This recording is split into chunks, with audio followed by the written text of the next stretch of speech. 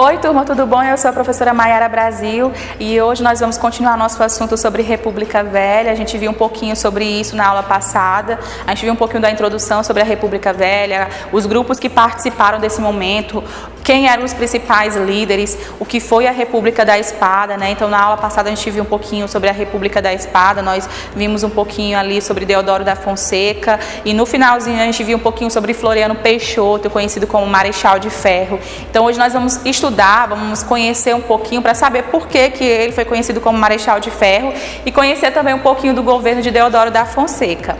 Então, vamos lá. Hoje nós vamos estudar primeiro o governo provisório de Deodoro da Fonseca, depois o governo constitucional dele e, por último, a gente vai ver aí o governo de Floriano Peixoto, tá? Então, vamos lá. No governo provisório de Deodoro da Fonseca, e antes da gente começar aqui, a gente precisa entender que é provisório por quê? Porque ele vai dar um golpe, né, de Estado, ele vai dar um golpe, ele vai tomar o poder do imperador, de Dom Pedro II, e aí não tinha ainda uma Constituição. Tinha ali algumas ideias constitucionais, alguns líderes que pensavam em Constituição, mas não tinha de fato uma Constituição pronta. Então, esse período que não tinha uma Constituição, que só vai ter de fato uma, só em 1891, então esse período aí de 1889 até 1891, nós vamos ter o período que nós vamos chamar de provisório. Ali onde está arquitetando uma Constituição, ali está estudando para saber o que de fato vai ser lei, o que não vai ser, o que vai ser mudado, o que vai permanecer.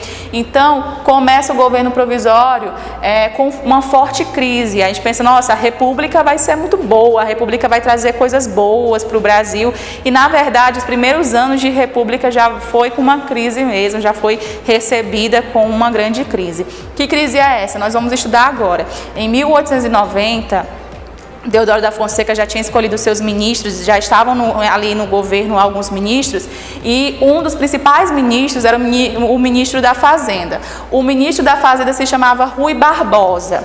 Rui Barbosa, ele tinha muitas ideias para o Brasil nessa época, ele queria transformar o país, né? O país que era agroexportador, era ruralista, era mais voltado para o campo, para o serviço no campo, e Rui Barbosa, e a ideia de república também foi isso, era de que o Brasil fizesse essa transição. Já estava começando ali com algumas ferrovias, com algumas empresas, algumas indústrias. E é aqui que eles querem, de fato, estabelecer a indústria no Brasil. Então, eles vão arquitetar um plano para que a indústria comece a crescer aqui no Brasil. Então, Rui Barbosa ele vai incentivar com que as pessoas peguem dinheiro no banco e vão fazer investimento na indústria, ou seja, que surjam novos empresários no Brasil, que surjam pessoas que queiram trabalhar na indústria, burgueses, donos de fábricas aqui no Brasil. Só que muitos vão se aproveitar disso, né? Vocês estão vendo aqui que hoje eu sou o Picasso da história, eu fiz uma indústria aqui bonitinha, fiz um cofre ali embaixo, né? Que é para dizer o quê? Né? Que muitas pessoas queriam, a ideia de Rui Barbosa era montar indústrias, mas as pessoas vão começar a tirar dinheiro do banco, vão dar nomes de empresas que nunca existiram, né? E nunca existiram e nem em pensamento existiram no Brasil, e aí as pessoas vão pegar esse dinheiro no banco e, ao invés de investir em empresas, eles vão gastar, eles vão fazer qualquer coisa menos aplicar isso nas empresas, aplicar isso na indústria. Aí, por essas empresas não existirem, ficou conhecido como empresas fantasmas, né? Fábricas fantasmas, ou seja, que não existia, só existia no papel. E aí, com essas empresas, aumentou muito a falsificação de documentos, e para poder fornecer dinheiro para essa população, começou a imprimir muito dinheiro, ou seja, a emissão de muito papel moeda no Brasil. E aí a gente já estudou um pouquinho sobre o liberalismo econômico, que eu até fiz um desenho aqui especial para vocês, e eu vou já explicar sobre esse desenho. Então aqui, ó, o cofre do Brasil, dos bancos brasileiros, ficou sem nenhum real. Todas as economias, tudo aquilo que era acumulado do Brasil foi entregue para poder investir nessas indústrias, nessas empresas fantasmas. E aí eu desenhei um pouquinho aqui para lembrar o cofre do Brasil na época, que ficou vazio, o porquinho ficou bem magrinho. Então hoje eu quis desenhar aqui um pouquinho para vocês, já que nós vamos falar de economia, alguns podem ter dificuldade, então eu desenhei um pouquinho para vocês, eu sou muito boa nisso, né? Então eu desenhei aqui uma maçã em dois diferentes momentos, né? Então, qual é o problema dessa crise? Por que a crise começou a afetar o Brasil? Porque quando a gente emite muito papel moeda, a gente acaba desvalorizando essa moeda. Então, vamos lá. Por exemplo, eu lembro que no começo das aulas de história, que a gente estava falando da Europa no século XIX, com influência ali do século XVIII, no século XVIII aconteceu o iluminismo, né? Ali no XVIII, mais ou menos naquele período, aconteceu o iluminismo, as ideias do liberalismo econômico. Então, o que era isso, né? Era uma lei baseada na oferta e na procura. Aí eu desenho aqui para mostrar melhor para vocês. Por exemplo, se eu tenho uma maçã e muitas pessoas procuram essa maçã vai ficar o quê, gente? Mais cara. Isso significa que eu vou ofertar um valor nessa maçã, eu vou dar um valor para essa maçã dependendo da procura, da quantidade de pessoas que estão procurando. Se tem muitas pessoas procurando a maçã e a maçã é rara, a maçã é difícil de encontrar, logo o burguês, o dono da maçã, vai elevar o preço dela. E assim o dinheiro vai ser valorizado. O dinheiro vai se tornar algo superior, né? Vai subir o valor do dinheiro. Agora, se poucas pessoas estão procurando essa mercadoria, a tendência do dono da maçã é baixar o preço, é deixá-la mais barata, é baratear ela. E aí o valor, quando a gente tem muita mercadoria e poucas pessoas para comprar, aquele produto ele vai perder o valor. E aí o dinheiro, se eu vou emitir muito dinheiro, se eu vou emitir muito papel moeda, como aconteceu aqui, como eu falei para vocês agora, se eu vou emitir muita moeda, isso significa que tem muita moeda e pouco produto. Isso significa que o dinheiro vai perder valor e a mercadoria vai subir o preço. A mercadoria vai ter uma elevação, vai ter ali um valor um pouquinho superior do que o normal. Então isso acontece, isso é o liberalismo econômico que a gente viu lá nas aulas passadas. E aí essa crise aqui vai ter um nome, né? Ela vai ser batizada, e o nome que vai receber essa crise é encilhamento. Até desenhei um cavalinho aqui para vocês. Encilhamento é o quê? Encilhamento é aqueles jogos de pessoas que tinham mais dinheiro no Brasil, né? Que era aquele corrida de cavalo, aquele momento que o cavalo ficava esperando antes da largada, que tem tipo uma madeira que fica segurando para que eles não corram, né? Então aquele momento de espera em que os cavalos estão se aquecendo, em que os cavalos estão se preparando para partir, né? É o encilhamento. E aí por que botaram esse nome? Porque foi justamente isso que aconteceu. Os ministros, o presidente esperava que com essa medida, né, ficaram todos aquecidos, esperando que aquela medida desse certo, que o Brasil crescesse, que o Brasil fosse para frente, mas na verdade isso fez com que o Brasil tivesse uma grande crise. Então foi uma comparação, esse momento de espera, né, esse momento de largada, é o que esperava que o Brasil fosse para frente e caminhasse. A gente até viu nas aulas passadas essa ideia de progresso. O que era o progresso, né? É você caminhar sempre no sentido de frente, né? Sempre crescer, sempre evoluir. E aí isso é o encilhamento. Esperar que o Brasil andasse, que o Brasil fosse para frente, mas a gente sabe que não foi bem assim. Então, em 1891, nós vamos ter o que nós chamamos de um período constitucional de Deodoro da Fonseca. Por quê? Deodoro da Fonseca, ele vai permanecer no poder e aí nós vamos ter uma Constituição. Aí, esse momento aí nós vamos chamar de governo constitucional de Deodoro da Fonseca. Nós já vamos ter uma Constituição e aí nós vamos ficar falando um pouquinho dessa Constituição em outras aulas. Nesse governo, nesse período, eles não tinham superado ainda o encilhamento. Eles estavam colhendo os frutos da crise, eles estavam ali vivendo um momento de crise. E é claro que isso fez com que surgisse no governo de Deodoro da Fonseca muita oposição.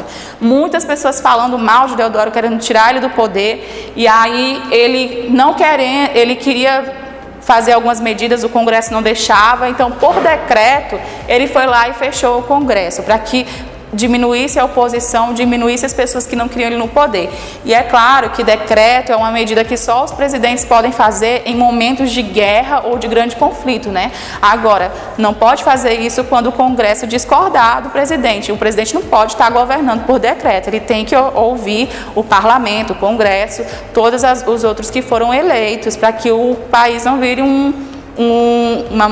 como comparando, né, de bem longe, aí como se fosse um rei absolutista. Então não pode ser assim. Então o Congresso, o parlamento deve existir para que haja democracia. Então, o decreto é só nas medidas extremas que não pode esperar, como guerra ou alguma crise, epidemia, que possa estar prejudicando o país e tem que resolver de forma mais rápida possível.